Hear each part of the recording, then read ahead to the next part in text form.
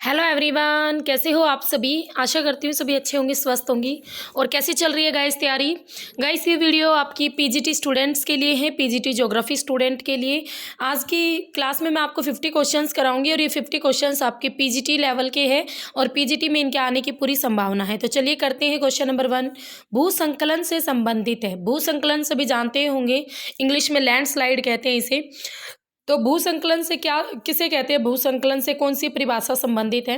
भाई शैल खंडों की ढलुआ गति जो सामान्यतः दृष्टिगोचर नहीं होती। नहीं, जब भी कोई पहाड़ी नीचे गिरती है भू संकलन होता है तो हमें दिखता है, तो इसने बोला दृष्टिगोचर नहीं होती है, गलत है। नेक्स्ट आता है आधार शैल और भूमिज मलबे के तुलनात्मक रूप से सूक्ष्म पुंज की ध्रुत अवगम्य संचलन या गति। तीसरा जल संतृप्त शैल मलबे की धीमे से बहुत तेज गति। जल जरूरी नहीं है जल संतृप्त हो, बिना जल के भी ये मलबा नीचे गिर सकता है, तो ये भी रोंग है। जल से संतृप्त शैल मलबे के धीमे प्रवाही ढलुआ पंज, जरूरी नहीं हो भाई धीरे ही हो, तेज भी हो सकता है, तो ये भी रोंग। आंसर रहेगा ये। बेस जो आधार शैल होगी, भूमि जो मलबा होगा, तुलनात्मक रूप से सूक्ष्म पुंज की ध्रुत, यानी सिंपल परिभाषा में अगर मैं बात करूं, जो आपका मलबा होता है ना, आधार शैल होता है या भूमिज जो मलबा होता है, तुलनात्मक रूप से जब वो उसमें दरार पड़ जाती है और दरार से फिर वो सारा मलबा ढहकर नीचे की ओर खिसकने लग जाता है, तो उसे कहते हैं भू संकलन। नेक्स्ट आता है निम्न में से मरुस्थल और देश महाद्वीप का कौन सा युग्म नहीं है। अटाकामा मरुस्थल दक्षिण अमेरिका में पड़ता है, बिल्कुल राइट है। गोबी मरुस्थल एशिया के सेंटर पॉइंट में चाइना में पड़ता है गोबी मरुस्थल। सोनोरन मरुस्थल ये पश्चिमी एशिया में नहीं पड़ता गाइस, ये हमारा नॉर्थ अमेरिका में पड़ता है, उत्तरी अमेरिका में। ठीक है, सोनोरेन मरुस्थल उत्तरी अमेरिका। ग्रेट विक्टोरियन मरुस्थल ऑस्ट्रेलिया, ये करेक्ट है, आंसर सी रहेगा। नेक्स्ट क्वेश्चन आता है अंत्य समुद्री कैनियन के उद्भव के पंकिल धारा सिद्धांत के प्रतिपादकों में से एक थे। डैली, डाना, सैलिस, गैगरी, तो आंसर रहेगा डैली। डैली महोदय का था पंकिल धारा सिद्धांत, जो कि अंत्य समुद्र के अंदर जो कैनियंस होती है ना, वो कैसे बनी, के किस प्रक्रिया द्वारा बनी, तो इससे रिलेटेड था डैली का पंकिल धारा सिद्धांत, तो इसको याद रखना। नेक्स्ट आता है पैन प्लेन शब्द किसका संकेत करता है। पैन प्लेन नदीय चक्र की वृद्धावस्था में एक समतल मैदान, उसको कहते हैं पैन प्लेन। या पवन अपर्दन द्वारा निर्मित समतल पृष्ठ उसे, समुद्री क्रिया द्वारा निर्मित समतल मैदान उसे, या बाढ़कृत मैदानों के जुड़ने से निर्मित मैदान उसे। तो भाई देखो पैनी प्लेन वर्ड यूज किया था डेविस महोदय ने, तो जो पैनी प्लेन वर्ड था ना, वो तो फिर आपका क्या था, पैंक महोदय ने यूज भी किया था कि भाई संप्राय मैदान में बदल जाता है। ठीक है, और बाढ़कृत मैदानों के जुड़ने से निर्मित मैदानों की बात करें तो इसका आंसर यही रहेगा हमारा, जो नदी चक्र है, नदी का जो चक्र है उसकी लास्ट स्टेज में वृद्धावस्था में, जब बाद में नदी में बिल्कुल एक प्लेन मैदान बन जाता है, जिसे डेविस ने तो संप्राय मैदान कहा था और आई थिंक पैंक महोदय ने पैनी प्लेन कहा था, तो ये पैन प्लेन वही है। नेक्स्ट आता है क्वेश्चन नंबर 5 अपर्दन की प्रक्रिया में घोल द्वारा पदार्थ का अवनयन क्या कहलाता है। अपर्दन हो रहा है तो सन्नी घर्षण होता है, अपघर्षण होता है, ये सारे अपर्दन की क्रिया 3 प्रकार से होती हैं। ठीक है, सन्नी घर्षण, अपघर्षण, इनमें चीज़ें पदार्थ आपस में रगड़ कर या घिसट कर आगे बढ़ते हैं, और जब अपर्दन की प्रक्रिया में जो पदार्थ है वो घुल जाते हैं पानी में, तो उसे संक्षारण कहते हैं। ठीक है, संक्षारण रहेगा आंसर। नेक्स्ट आता है सौर स्पेक्ट्रम को उसके तरंग दैर्ध्य के आरोही क्रम में व्यवस्थित कीजिए। आरोही यानी चढ़ते, तो पहले पराबैंगनी सूक्ष्म तरंगे, एक्सरे, टेलीविजन तरंगे। तो भाई सबसे पहले आती है हमारी एक्सरे तरंगे। ठीक है, पहले एक्सरे आती है, एक्सरे लिखा होता है, फिर पराबैंगनी आती है, पराबैंगनी तरंगे, फिर हमारी आती है सूक्ष्म तरंगे, और फिर आती है टेलीविजन तरंगे। तो ये होंगी हमारी 3, 1, 2, 4 राइट आंसर। नेक्स्ट आता है क्वेश्चन वायुमंडल द्वारा परावर्तित ऊर्जा क्या करती है। भाई वायुमंडल को गर्म नहीं करती, आने वाली ऊर्जा से उसका भिन्न तरंग दैर्ध्य होता है। सामान्यतः दृश्यमान प्रकाश की तरह से लघु ऊर्जा होती है, जो कि वायुमंडल को वेदित नहीं है। अवशोषण के द्वारा वायुमंडल को गर्म करती है, तो इसका राइट आंसर होगा गाइस, अवशोषण के द्वारा वायुमंडल को गर्म करती है। नेक्स्ट आता है क्वेश्चन ध्रुवीय जेट धारा के बारे में कौन सा कथन सत्य नहीं है, यानी पोलर जेट स्ट्रीम। गर्मियों में यह उत्तर की ओर गतिमान होती है, स्थायी तूफान के परिसंचरण को ऊर्जा देती है, इसकी अवस्थिति ध्रुवीय वातावरण के अनुरूप होती है, इसका वेग ग्रीष्म काल में अधिक होता है। तो ध्रुवीय जेट धारा की बात करें ना, ये इसका जो गति होती है भाई गर्मियों में अधिक होता है, ये इसका जो कथन है वो आपका सत्य नहीं है। ठीक है, तो ये गर्मियों में उत्तर की ओर गतिमान रहती हैं। सतही तापमान के परिसंचरण को ये ऊर्जा देती हैं और इनकी अवस्थिति जो होती है ध्रुवीय वाताग्र के अनुरूप होती है। ये तीनों कथन करेक्ट हैं। ठीक है, नेक्स्ट आता है क्वेश्चन नंबर 9। उष्णकटिबंधीय क्षेत्रों में वायु में जल के कणों का प्रतिशत कितना अधिक हो सकता है? तो भाई मैक्सिमम आपका 4% तक ही होता है। 0 से 4% जलवाष्प की मात्रा होती है, जल के कणों की मात्रा होती है उष्णकटिबंधीय क्षेत्रों में। नेक्स्ट आता है प्रति चक्रवात में ऊर्ध्वाकार वायु प्रवाह निम्नलिखित में फलीभूत होता है। ऊपरी दिक् परिवर्तन, ऊपरी रूपांतरण, ऊपरी तथा सतही दोनों दिक् परिवर्ती और सतह पर रूपांतरण और ऊपरी दिक् परिवर्तन। तो यहाँ पर अगर हम बात करें प्रति चक्रवात की बात हो रही है और जो ऊर्ध्वाधर वायु प्रवाह होता है उसमें ऊपरी रूपांतरण ज़्यादा देखा जाता है। ठीक है, आंसर रहेगा ऊपरी रूपांतरण। नेक्स्ट आता है समुद्र में सर्वाधिक सर्वनिष्ठ लवण है। ये आपका पीजीटी में भी बार बार रिपीट होता है गाइस क्वेश्चन। पीजीटी में हर बार आता है क्वेश्चन समुद्र में लवणों से। Calcium chloride, sodium nitrate, calcium nitrate. तो सबसे अधिक मात्रा में सोडियम क्लोराइड होता है, 77.8% के लगभग होता है सोडियम क्लोराइड। ठीक है, 77.8% के लगभग। सेकेंड नंबर पर आता है मैग्नीशियम क्लोराइड। नेक्स्ट आता है जल चक्र में वाष्पीकरण से एकदम पहले क्या आता है? जल चक्र में वाष्पीकरण से पहले क्या आएगा? मेघ, अवक्षेपण, ताप, संघनन। तो भाई जब तापमान होगा जभी तो आपका वाष्पीकरण होगा। ठीक है, गर्मी होती है, ताप होता है और ताप के बाद आपका वाष्पीकरण होता है। जैसे हवा गर्म होगी तो पानी भाप बनकर ऊपर की ओर उड़ेगा। नेक्स्ट आता है क्वेश्चन खाद्य श्रृंखला में पोषण स्तर 1 में निम्नलिखित में से कौन आता है? बैक्टीरिया, मांसाहारी, मुख्य उपभोक्ता, पादप। तो भाई सबसे पहले आते हैं हमारे बिल्कुल लेवल 1 में फूड चेन में कौन आता है? पौधे। ठीक है, सबसे पहले नंबर पर कौन आता है? पौधे यानी पादप। तो राइट आंसर रहेगा डी। नेक्स्ट आता है क्वेश्चन निम्न में से कौन सा क्षेत्र ग्लोब के कार्बन सिंक के रूप में जाना जाता है? तो भाई कार्बन सिंक किसे कहते हैं, या फिर कार्बन सिंक यानी जो कार्बन को अब्जॉर्ब करते हैं कार्बन डाइऑक्साइड मात्रा को, तो ये है आपके उष्णकटिबंधीय वर्षा वन, और जिसमें अमेजन वन भी आते हैं। अमेजन वन जिसे विश्व के फेफड़े भी कहते हैं, लंग्स। ठीक है, नेक्स्ट आता है क्वेश्चन नंबर 15। पारिस्थितिकी निश किसका संकेत करता है? मनुष्य और पर्यावरण के बीच अंतःक्रिया, पारिस्थितिकी व्यवस्था में जीव की कार्यात्मक भूमिका। पारिस्थितिकी निश की बात करें ना तो जो इकोलॉजिकल सिस्टम है उसमें जीव के द्वारा जो भी कार्य किया गया उसकी जो भूमिका रही है उस कार्य में उसको शामिल किया जाता है। ठीक है, समझ गए। नेक्स्ट आता है क्वेश्चन नंबर 16। निम्नलिखित में से यह अवधारणा किसने दी कि वर्तमान भूत की कुंजी है? ये जेम्स हटन का कथन है। 1785 में ये जेम्स हटन ने दिया था। वर्तमान भूत की कुंजी है, ना आदि का पता है ना अंत का। ठीक है, तो इसे आप याद रखोगे। नेक्स्ट आता है क्वेश्चन नंबर 17। रीटर के अनुसार इस उपागम को कि कुछ भौगोलिक तथ्यों की वैज्ञानिक रूप से व्याख्या नहीं की जा सकती है क्या कहते हैं? कुछ भौगोलिक तथ्यों की वैज्ञानिक रूप से व्याख्या नहीं की जा सकती है। वैसे भी रीटर जो था एक उद्देश्यवादी था, तो इसे भी उद्देश्यवादी ही कहेंगे। उनका कहना था कि कुछ ऐसे भी तथ्य हैं, कुछ ऐसे भी भौगोलिक तथ्य हैं जिनकी वैज्ञानिक रूप से व्याख्या नहीं की जा सकती है। ओके, नेक्स्ट आता है क्वेश्चन नंबर 18। हार्टसन के अनुसार आधुनिक भूगोल के क्षेत्र और पद्धति पर किसके अग्रगामी कथन ने भविष्य के लिए भौगोलिक विचारधारा की दिशा निर्धारित की? ब्लास, शलूटर, रैडजेल, रिच्टोफेन। तो अगर हम बात करें आधुनिक भूगोल के क्षेत्र और पद्धति पर, ठीक है, क्षेत्र और पद्धति पर, ये आपके रिच्टोफेन महोदय थे जिन्होंने भौगोलिक विचारधारा की जो दिशा है वो निर्धारित की थी। ओके, नेक्स्ट क्वेश्चन आता है मानव भूगोल में जलवायु की प्रमुख भूमिका पर किस भूगोलवेता ने जोर दिया? तो भाई हंटिंगटन ने दिया था। ठीक है, जलवायु की भूमिका पर हंटिंगटन महोदय ने जोर दिया था। नेक्स्ट आता है कि यह विचार कि ऐसा हिमयुग था जिस दौरान अधिकांश उत्तरी यूरोप हिम और बर्फ की चादर से आच्छादित था कि वैधता स्थापित करने का जो श्रेय है सामान्यतः किसे दिया जाता है? तो भाई ये आंसर रहेगा आपका अगासिज महोदय को। अगासिज महोदय ने कहा था कि एक ऐसा युग भी आया था जिसमें जो उत्तरी यूरोप है वो बर्फ से ढका था और इसकी वैधता स्थापित करने का श्रेय अगासिज को जाता है। नेक्स्ट आता है क्वेश्चन नंबर 21। महासागरों में वयस्क पुरुष जनसंख्या की संख्या का अधिक वर्चस्व रहता है।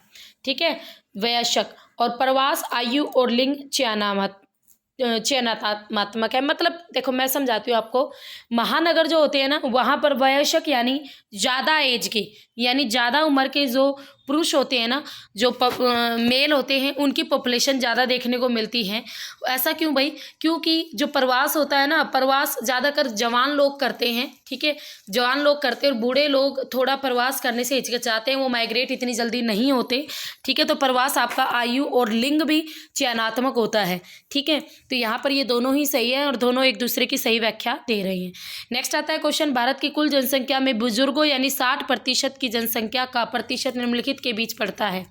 तो भाई 5 से 10% के बीच आंसर रहेगा। 5 से 10% के बीच 60% आपके बुजुर्ग हैं। ओके, नेक्स्ट आता है, निम्नलिखित में से कौन सी प्रवास धारा भारत में अधिकतम प्रवास का अनुभव करती है? भाई ग्रामीण से ग्रामीण, गांव से गांव की ओर लोग ज़्यादा प्रवास करते हैं, याद रखना, एक गांव से दूसरे गांव की ओर, क्योंकि दूरी कम होती है और जल्दी से प्रवास हो जाता है, तो गांव से गांव की ओर।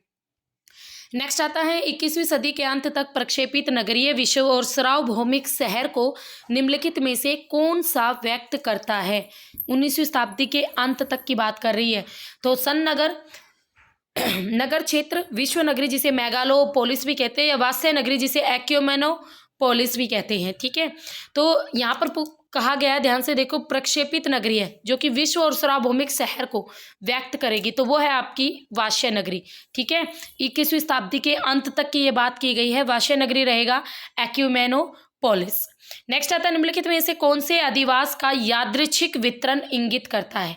तो यादृच्छिक अधिवास का यादृच्छिक वितरण 1.00 इंगित करता है, ठीक है।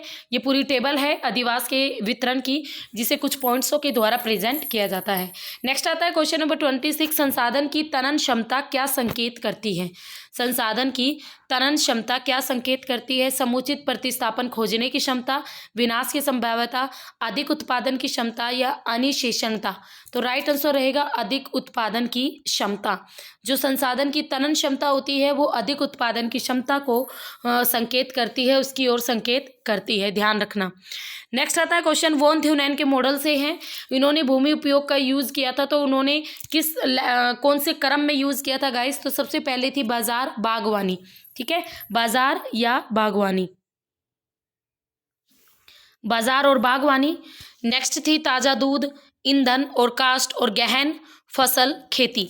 तो सबसे पहले नंबर पर बाजार बागवानी, क्योंकि भाई देखो उन्होंने एक पॉइंट माना जो बाजार था, और इसके आसपास क्या की गई? बागवानी की गई। और ताज़ा दूध, क्योंकि ऐसी चीज़ें, ऐसी फल, ऐसा दूध, ऐसी चीज़ें बोई गई कि भाई जो नज़दीक से बाजार के निकट जल्दी से अवेलेबल पहुंच जाए, और जिससे आपका ट्रांसपोर्ट संभव हो सके। और फिर ईंधन और कास्ट, उसके बाद ईंधन और लकड़ी, और फिर गहन फसल खेती, ठीक है। तो option number A is correct. Next question आता है गाइस, संसाधन सर्जन किसका परिणाम है? प्राकृतिक और सांस्कृतिक प्रक्रियाओं की अंत्यक्रिया का। तो पहला ही ऑप्शन बिल्कुल करेक्ट है।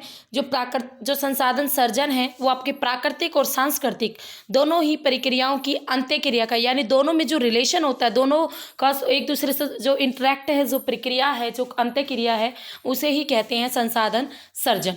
नेक्स्ट क्वेश्चन आता है, ऊर्जा संसाधन उपयोग की प्रक्रिया में अंतिम अवस्था है। तो ऊर्जा संसाधन उपयोग की प्रक्रिया में अंतिम अवस्था है परिवहन, भंडारण, अवशिष्ट सामग्री का निपटान या रूपांतरण।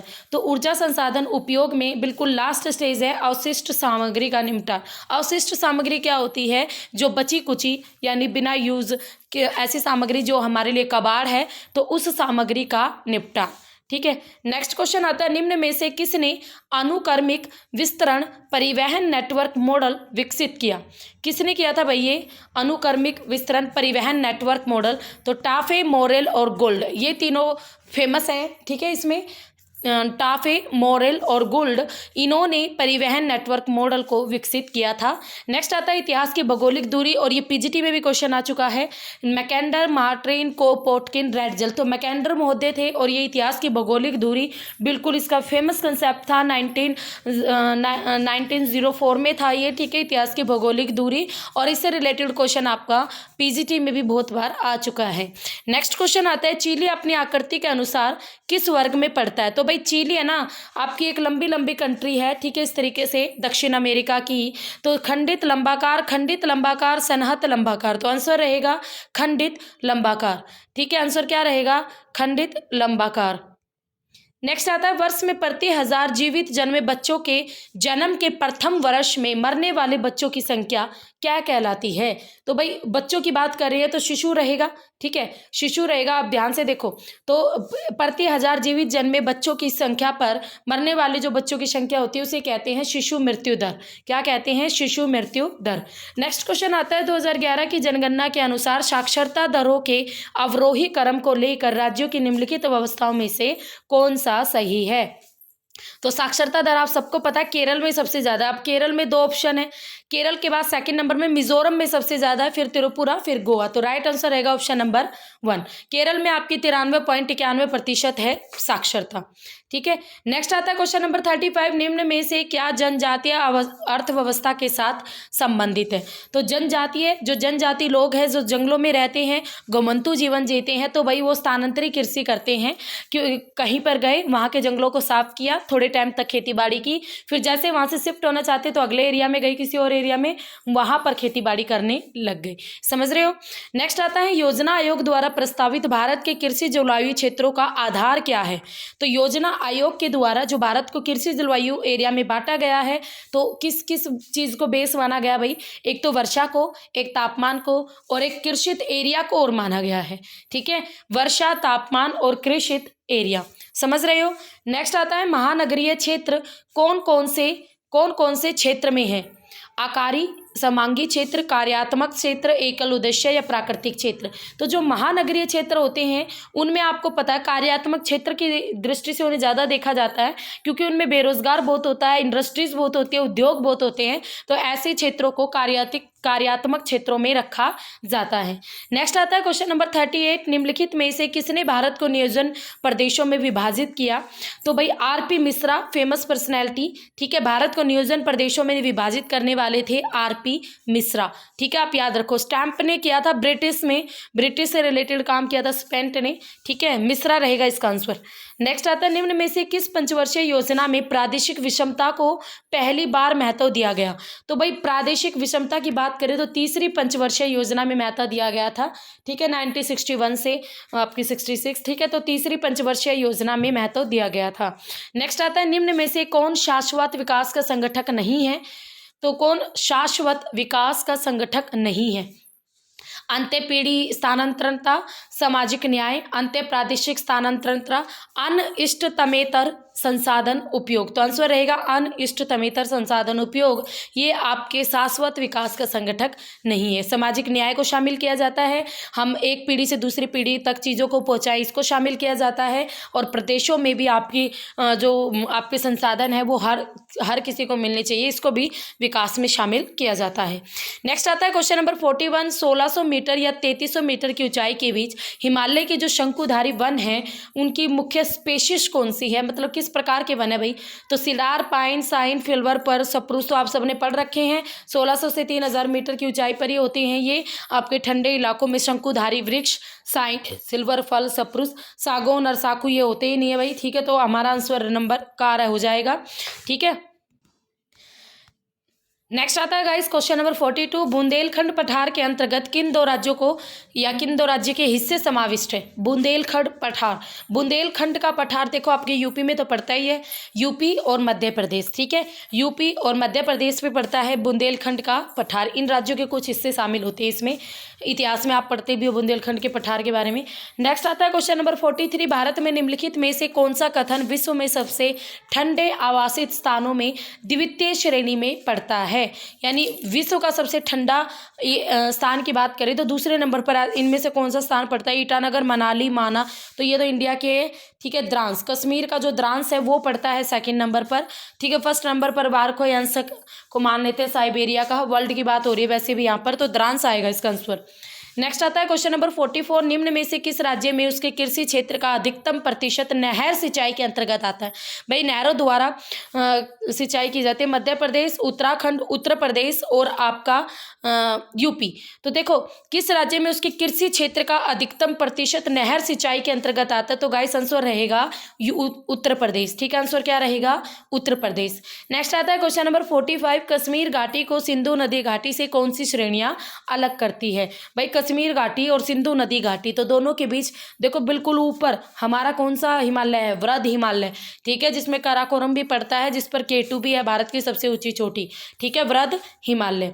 नेक्स्ट आता है क्वेश्चन नंबर 46, निम्न में से कौन सी विधि किसी क्षेत्र में विभिन्न भूमि उपयोग के अनुपातों को निरूपित करने के लिए उपयुक्त की जाती है। तो कौन सी विधि की जाती है भाई किसी क्षेत्र में जो भूमि उपयोग है उनके अनुपात को दर्शाने के लिए। तो सर्कल बना के और इस तरीके से हम अनुपात में चीज़ों को दिखाते हैं, तो इतना भाग इसमें गया, इतना भाग इसमें गया, तो ये कौन सा आरेख होगा आपका, पाई डायग्राम कहते हैं इसे, पाई आरेख, ठीक है, समझ गए ना। नेक्स्ट आता है गाइस क्वेश्चन नंबर 47, वितरण की बिंदु पद्धति किसका संकेत करती है। वितरण की जो डिस्ट्रीब्यूशन की जो डॉट मेथड है, प्रतिमा परक मॉडल, सदृश मॉडल, प्रतीकात्मक मॉडल या ग्राफिकीय मॉडल। तो आंसर रहेगा सदृश मॉडल। तो वितरण की जो बिंदु पद्धति है वो आपकी किसका संकेत करती है, वितरण की, अगर हमने ये डॉट मेथड किया हुआ भी था, है ना, तो इसका आंसर रहेगा सदृश मॉडल। नेक्स्ट आता है विचरण का तुलनात्मक माप निम्न में से क्या है। मानक विचरण, चतुर्थक विचरण, विचलन गुणांक या परिसरण। तो विचरण का जो तुलनात्मक माप है वो राइट आंसर रहेगा हमारा विचलन गुणांक, ठीक है, विचलन गुणांक। ये सारे प्रैक्टिकल्स के क्वेश्चंस हैं और हम सब ने ये निकाल भी रखे हैं। नेक्स्ट आता है भाई आपका आरएफ बनाया गया, यदि मानचित्र पर इसको छोटा करके आधा कर दिया जाए तो कौन से प्रतिनिधि अंश सही होगी। भाई अगर आरएफ को यदि मानचित्र पर इसको छोटा करके आधा करोगे ना तो इसका जो आरएफ हो जाएगा ना वो इसका दुगना हो जाएगा। तो 55 और 55 110, ठीक है, तो इसका दुगना हो जाएगा। तो हमारा राइट आंसर रहेगा ये। जब भी आपको मानचित्र पर किसी चीज़ को छोटा करके आधा किया जाता है तो उसका है ना जो आरएफ होता है वो दुगना हो जाता है, इस चीज़ को आप ध्यान रखना। नेक्स्ट आता है क्वेश्चन, और आज की वीडियो का हमारा लास्ट क्वेश्चंस कैसे लगे कमेंट बॉक्स में बताना, ठीक है। ये पीजीटी लेवल के क्वेश्चंस है, एग्जामिनर का कुछ नहीं पता गाइस, कहीं से भी क्वेश्चन पूछ सकता है। आप ये मत सोचो कि एचएसएससी के क्वेश्चन नहीं है। अरे जब कोई क्वेश्चन स्टेट पीजीटी में आएगा तभी वो एचएसएससी द्वारा दिया हुआ आएगा क्या, वो हर बार नए नए क्वेश्चन डालता है, तो आपकी बार किसी भी तरीके के क्वेश्चन आ सकते हैं, तो थोड़ा ध्यान से। तो नासा भारत में समस्त सैटेलाइट डेटा के लिए राष्ट्रीय स्तर पर प्राप्त वितरण की एजेंसी है। नासा डिकोडेड डेटा या NNRMS को भेजती है, जिसकी गतिविधियां विभिन्न समितियों द्वारा मार्गदर्शिता होती है। तो भाई ये जो नासा है ना, पहली बात तो ये वर्ल्ड की है। नासा क्या है, वर्ल्ड की है, स्पेस एजेंसी अमेरिका की, ठीक है, वर्ल्ड में अमेरिका की है। भारत में इसमें राष्ट्रीय स्तर पर वितरण की एजेंसी ऐसा कुछ नहीं है, ये गलत है। और डिकोडेड डेटा और ये इसको भेजती है, इसकी गतिविधियां विभिन्न स्थायी समितियों द्वारा, ये भी गलत है, ठीक है, ना तो आ ना तो बा, दोनों ही गलत है। नासा आपकी अमेरिका की है, ठीक है। तो ये थे हमारे 50 क्वेश्चंस। और गाइस अगर कोई स्टूडेंट पीजीटी और नेट ज्योग्राफी का पेड कोर्स लेना चाहता है तो वो अचीवर्स एकेडमी ऐप ज्वाइन करें, वहाँ पर पीजीटी और नेट लेवल की ज्योग्राफी का पेड कोर्स अवेलेबल है। और उसके साथ पीजीटी की काफ़ी वीडियोस मेरे चैनल पर है, पीजीटी के टॉपिक्स की, जो आपको काफ़ी हेल्पफुल होंगे। तो मेरे चैनल के साथ जुड़िए, न्यू हो तो सब्सक्राइब कर लेना और बेल आइकन भी ज़रूर प्रेस कर लेना। फिर मिलेंगे, तब तक के लिए हैव ए नाइस डे।